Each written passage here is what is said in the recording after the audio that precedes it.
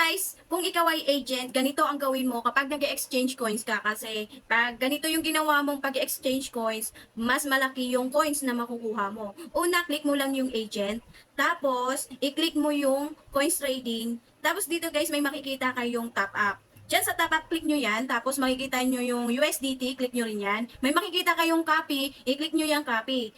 Pag nakapin nyo na, punta kayo sa inyong earnings o kaya dun sa withdrawal, i-click nyo yan, i-withdraw ninyo, tapos may makikita kayong dalawang lines, click nyo yan, tapos USDT, i-paste nyo dyan yung kinapin nyo dun sa USDT, tapos submit, i-withdraw na natin yan. So yan guys, pagka-withdraw, lagay natin $10, tapos may makikita kayo dyan yung ID number ninyo, tapos yung 97,536.